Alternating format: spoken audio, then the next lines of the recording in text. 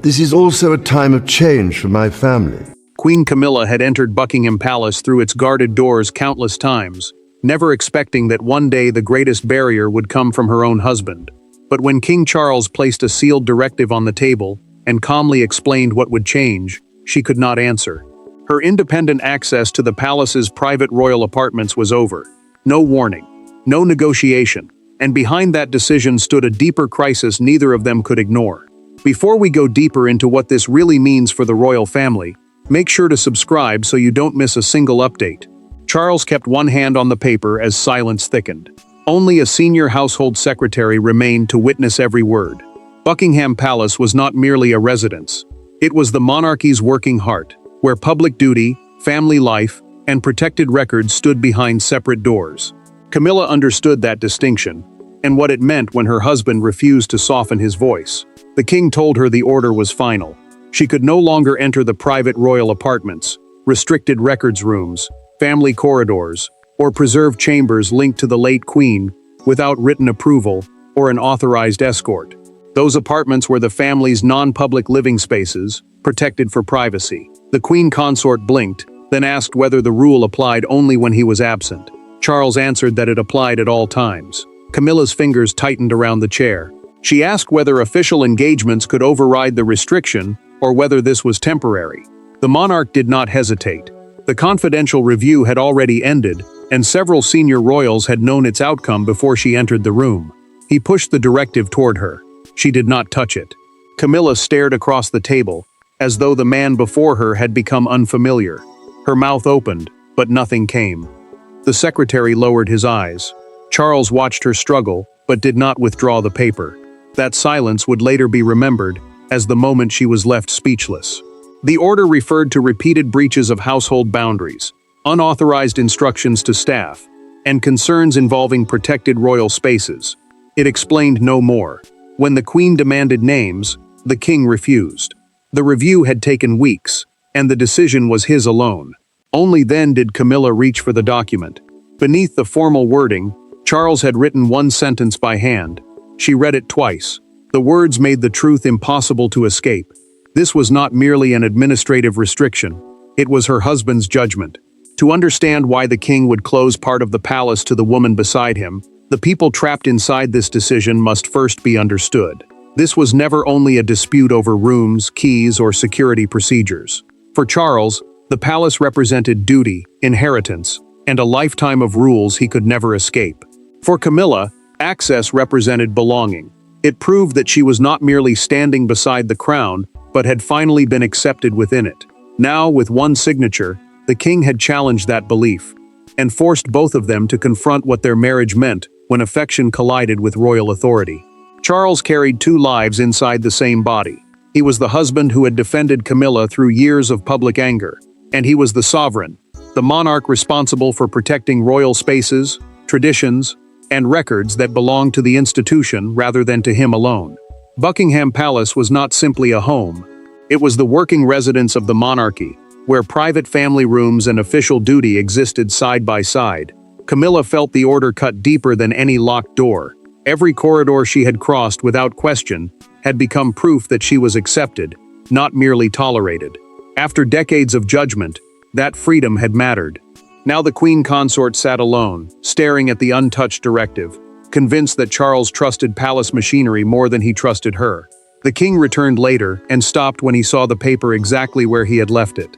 Camilla stood near the window, refusing to turn. He said her name quietly. She answered with one question. "When did you stop believing I belonged here?" Charles flinched, but he did not deny the pain behind the decision. William's involvement made the silence heavier. The prince had raised concerns about protected family rooms, though he had never demanded a restriction. That distinction mattered because the future king was not seeking revenge. He was questioning whether private access had begun to blur into unchecked authority. Camilla wondered whether his warning had carried more weight than Charles admitted. Princess Anne had also been consulted through a documented household review. The Princess Royal, the king's sister and one of the monarchy's most experienced working members, feared the precedent more than the person. If sealed rooms could be entered or reorganized without written approval, palace boundaries could lose all meaning. Anne had told Charles that affection could not replace procedure. Camilla asked which incident had turned concern into punishment. The monarch looked at her, then away. He refused to answer. That silence told her everything. She already knew the moment he meant, and she knew why it could not be forgotten. The restriction may have been signed that morning, but its true beginning lay in a single ceremony, where one private instruction crossed an unforgivable line. Every royal crisis has a moment that seems insignificant, until the damage can no longer be hidden.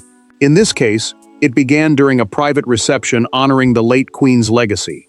Guests saw polished smiles, measured speeches, and perfect ceremony. Behind closed doors, however, Camilla issued an instruction involving one of Elizabeth's sealed rooms. By the end of the evening, Charles had learned what happened. And from that instant, palace access was no longer a matter of marriage. It became a matter of control. Charles had planned the gathering as an act of continuity. Family members and long-serving household staff had been invited to Buckingham Palace, where the evening would honor the late monarch without turning grief into spectacle. Camilla had been asked to oversee only the public reception rooms. That limit mattered because the commemoration was designed to protect memory, not rearrange it. One preserved chamber remained sealed. The room held personal correspondence, ceremonial inventories, and family objects awaiting a decision. An archival inspection meant a review by approved staff trained to handle protected records and belongings. No one entered without written authority. Camilla changed everything with one instruction. During the ceremony, she called a deputy housekeeper aside and ordered the chamber unlocked so furniture could be examined for a future reception. The employee hesitated. She asked whether written approval had been issued. The Queen Consort replied that her authority was enough. Princess Anne entered the corridor as the key began to turn. She stepped forward, took it from the trembling employee, and asked whether Charles had personally approved the entry. Camilla stiffened. She said she should not need permission to manage rooms inside her own royal household. Anne did not retreat. The Princess Royal, the king's sister and one of the family's most experienced working members, answered that the palace was not a private home. She warned that sealed chambers linked to the late queen could not be treated as decorative storage. Camilla heard the words as a public rebuke, while the employee stood trapped between two commands. William learned hours later that the attempted entry had never appeared in the official access log. The prince asked whether someone had meant to avoid leaving a written trail. That question transformed a family clash into a security concern. Charles read the corridor report alone that night. The documented account included Camilla's order, Anne's intervention, and the missing log entry. He removed his glasses, set them down, and said, "This cannot happen again." By morning, the king had ordered a confidential access review. Once Camilla realizes that Charles sees the locked room incident as a breach of trust, she demands the confrontation he had hoped to avoid. The silence did not last. Hours after receiving the directive, Camilla entered Charles's private sitting room without aides, secretaries, or advisors. This time, she did not ask for clarification. She demanded the truth. Had William pushed for the restriction? Had Anne turned one locked door into a campaign against her? Or had the king already decided that his wife could never be trusted with the palace that carried his family's name? Camilla had refused the scheduled household briefing and demanded privacy instead. Charles dismissed his staff, closed the sitting room door, and faced her alone. A household briefing was the formal meeting where senior officials explained decisions, duties, and security changes. He knew that official words would not contain what was coming. She placed the access directive on his desk and accused the palace administration of reducing her role without giving her a fair chance to answer. The Queen Consort said the review had treated her like a danger. Charles replied that she had been questioned, but every concern had become, in her mind, an attack. Camilla leaned forward. She asked whether William had demanded the restriction. The king answered that the prince had raised serious concerns, but he had not written the order. She then named Anne. Charles said his sister had protected a sealed room after Camilla ignored a clear boundary. "You chose them over me," she said, striking the document with the back of her hand. The monarch did not raise his voice. "I chose the responsibility I was given before either of us entered this room." Camilla refused to let the matter end there. She insisted the locked chamber was only one incident and demanded to see the rest of the confidential review. Charles would not release the full file. He told her that several staff members had given documented accounts describing unauthorized instructions involving private offices, guest access, and unrecorded changes to room use. The accusation changed the room. Camilla's anger faltered because the problem was now larger than Anne, William, or one locked door. The king crossed to a small wooden box, opened it, and removed a palace master key, a key designed to open several protected areas. He placed it between them. Charles asked for her duplicate by the end of the day. Camilla stood motionless, then reached into her handbag. After a long pause, she set the key beside his. She warned that the restriction would change how the household viewed her. The monarch answered that the household's view had already changed long before that painful morning. The confrontation exposed the wound, but the next battle concerned something even larger: who truly possessed authority inside a royal palace. A royal signature may appear personal, but no major palace restriction exists in isolation. Behind Charles's order stood legal advisors, security officers, household officials, and family members who understood that access creates power. Whoever can enter private rooms can influence schedules, documents, staff, and memory itself. Camilla believed she was being humiliated by a family decision. The reality was colder. The system had concluded that her informal authority had grown beyond the limits Charles was willing to defend. Charles had not acted alone. Palace access was divided between ceremonial rooms, working offices, private family apartments, archival spaces, and restricted areas. Ceremonial rooms served public duties, while archival spaces protected records and objects from uncontrolled handling. Camilla still retained every room required for engagements, but her independent entry into protected private zones had ended. The king's order carried the support of the Lord Chamberlain's office, the department that manages the royal household's official operations, along with the head of security and legal advisors.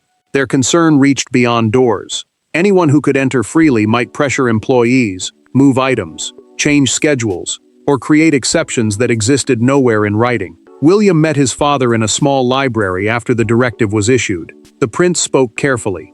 He said he had never wanted Camilla publicly diminished, but he could not ignore staff members who felt forced to obey verbal instructions because of her rank. Charles looked exhausted. He admitted that restricting his wife felt like a personal failure. For years, the monarch had asked the country to accept her.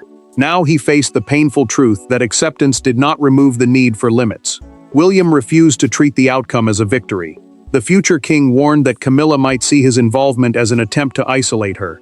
If the order became a weapon, he said, the family would suffer more than the institution would gain. Anne examined the final access map later that evening. The Princess Royal noticed one corridor missing from the restriction. It led toward a records office connected to the preserved apartments. She immediately contacted Charles through a documented security note and warned that the omission created a loophole. The king ordered the map corrected at once. When the revised version reached Camilla's office, she traced the closed route with one finger and understood that even the smallest path around the decision had vanished. She said nothing, but her aide watched her expression harden, knowing the queen's next choice could either calm the palace or divide it. By the following morning, the order was no longer confined to a document. The palace began enforcing it before the very staff Camilla once directed without question. The true force of the king's decision became clear not during an argument, but in a quiet corridor the next morning. Camilla approached a familiar private entrance, expecting the guard to step aside as he always had. Instead, he lowered his eyes and asked to see written authorization. For several seconds, nobody moved. The queen consort stood before a door she had crossed countless times, suddenly treated not as its mistress, but as someone waiting for permission. The revised palace protocol had reached every security post overnight. A protocol was the formal set of rules staff were required to follow, and this one allowed no verbal exceptions. Every restricted entry now needed written authority from Charles, and every attempt had to be recorded in the official log. Camilla still controlled the offices and ceremonial rooms needed for public duties. Her title remained untouched, and her scheduled engagements continued. Yet the freedom that once proved her influence had disappeared. That difference mattered because private access had been one of the clearest signs that the institution trusted her. She reached the guarded entrance while trying to retrieve personal notes from a family apartment. The officer apologized and asked for an authorization card. Camilla looked at him, then at the locked door. "Of course," she said quietly. "You are following instructions." The queen turned away before anyone could see her expression change. She entered an empty reception room, dismissed her aide, and pressed both hands against a table. Anger had protected her until then. Now humiliation broke through it. and she fought tears in the silence. For the first time, the restriction felt less like policy and more like a public judgment delivered one lowered gaze at a time, inside the home she once commanded. Charles learned about the encounter through a written security report. The king reached for the telephone, ready to grant a single exception, then stopped. One emotional concession would weaken the entire directive and tell every officer that the new rules could bend when the pain became personal. Trouble surfaced anyway. A member of Camilla's office began contacting household staff, asking whether event planning authority could provide another route into the restricted area. The calls raised immediate concern that her team was searching for a loophole. Camilla ended the effort herself. She summoned her staff and ordered them not to challenge Charles's instruction in her name. Her compliance sounded calm, but it hid a harder decision. Before leaving the palace, she would speak privately with William. The woman who blamed the prince for helping close the door now sought him out without advisors, prepared to hear whether he considered her a threat to the crown. There were no officials in the room, no access maps, no sealed reports, and no king to settle the argument. Only Camilla and William remained, facing one another across a small table after years of carefully managed civility. She had entered expecting accusation. He had arrived expecting defiance. Instead, the conversation moved toward something neither anticipated.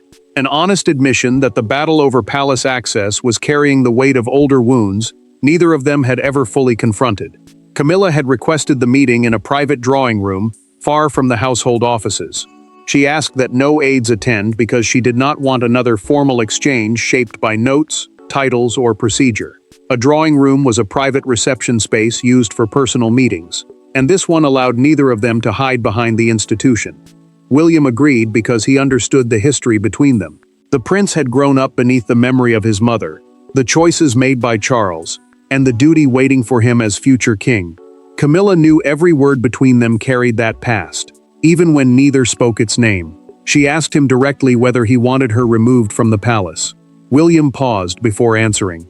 He said he wanted boundaries enforced, not her erased. Camilla searched his face and found no triumph there. He was not apologizing, but he was not attacking her either. The queen consort finally admitted what she had hidden from Charles. During their private conversation, she said the preserved chamber incident had been driven partly by fear. Rooms connected to the late queen seemed untouchable, while every space linked to her own role felt temporary, vulnerable, and easy to take away. William then revealed, within that same private exchange, that the king had considered a harsher option. Charles had discussed suspending her access to all working areas until the review ended. The prince had argued against it because such a step would turn a private breach into a constitutional crisis, meaning a public conflict over how royal authority should operate. Camilla understood at last. William had not expanded the punishment. He had limited it. She told him she had misjudged his motive. The future king answered that trust could survive only when authorities stopped relying on pressure and assumption. Before leaving, Camilla agreed to surrender informal control over household access and request permission like every other senior royal. William promised to tell Charles that her acceptance was voluntary. Neither called it forgiveness, but both recognized the beginning of restraint. Their conversation changed the family's internal balance, but outside the palace gates, the world was already turning one locked door into a national judgment. By sunrise, the palace restriction was no longer private. Broadcasters interrupted their schedules, newspaper editors rebuilt their front pages, and crowds gathered outside Buckingham Palace searching for meaning in a decision they could not see. Some called it a royal security measure. Others described it as the most personal rebuke Charles had ever delivered. But one image captured the public mood more powerfully than any headline. Camilla arriving at the palace without using the private entrance reserved for senior family members. The palace moved first. A carefully worded statement confirmed that internal access arrangements had changed after a household review, meaning an official examination of staff conduct, security, and procedure.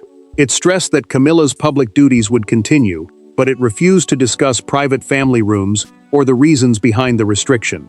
Commentators split almost immediately. Some said Charles was restoring discipline inside an institution where personal rank had begun to blur formal limits.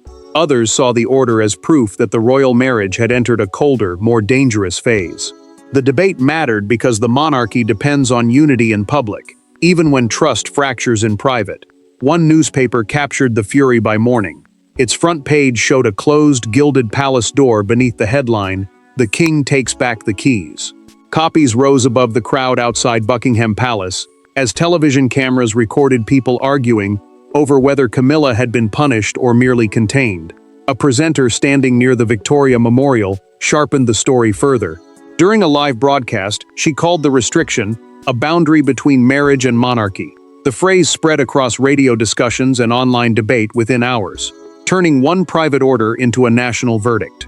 Camilla watched the coverage from Clarence House, the London residence she shared with Charles. When footage showed her entering through an official visitor's entrance, she switched off the television. In a private conversation with her sister, she admitted that public humiliation was the price of a mistake she could no longer deny. Rumors soon claimed the Queen would cancel her next engagement. Charles's office prepared for that possibility, knowing her absence would make the break appear final. The King read the cancellation draft, then left it unsigned, hoping she would choose duty over retreat. Camilla refused to retreat. She told her sister that disappearing now would confirm every accusation and surrender her public role. Through a recorded call with the King's private secretary, she confirmed that she would attend beside Charles and would not challenge the palace statement. When husband and wife finally appeared together again, one small gesture would reveal whether the locked door ended their partnership or forced it into a more honest form. The final meaning of the crisis was not decided by the document, the headlines, or the guard standing beside a locked door. It was decided when Charles and Camilla appeared together after days of silence. The restriction remained. The keys were not returned. Yet the King did not abandon his wife, and she did not challenge his authority. In that difficult balance, the monarchy delivered its verdict. Love could remain, but trust would now require boundaries neither of them could ignore. Charles arrived beside Camilla for a scheduled charitable reception, and neither pretended the previous days had been easy. The event supported public service, which mattered because withdrawing would have turned a private dispute into a national surrender. The Queen Consort still held her title and duties, even though her access to protected palace rooms remained limited. Camilla paused before entering the reception hall. The King noticed, turned back, and offered his arm. He waited. She accepted. The gesture was small, but its meaning was unmistakable. Their marriage had survived the order, though the order itself had not changed. Charles spoke with her privately after the reception. Through that direct conversation, the monarch explained that the restriction had never been designed to erase her. Protecting the crown, the institution that carries the monarchy's duties beyond any one person, sometimes required him to disappoint the person standing closest to him. Camilla did not defend the preserved room incident. She admitted that insecurity had pushed her to rely on informal authority instead of written permission. The Queen did not ask for the keys back. She told Charles that trust would have to be rebuilt through conduct, not demanded through marriage. The King then confirmed that her access could receive a formal review after 1 year. A formal review meant the same recorded household process used to judge security, conduct, and permissions for every senior royal. There would be no private promise and no special exception. William understood that his father had preserved both discipline and the marriage. Anne accepted Camilla's compliance as enough. Through a written household instruction, Charles declared the matter closed and warned that the restriction must never be used to humiliate his wife. Camilla lost the freedom to cross every private palace door, but she gained a clearer understanding of her place. Charles proved that devotion could not overrule duty. The monarchy proved that rank placed nobody beyond limits. Their painful agreement finally ended the crisis. The door stayed locked, the marriage endured, and the crown emerged with its boundary unmistakably restored. Thanks for watching. Please don't forget to like and subscribe, and we will see you in next one.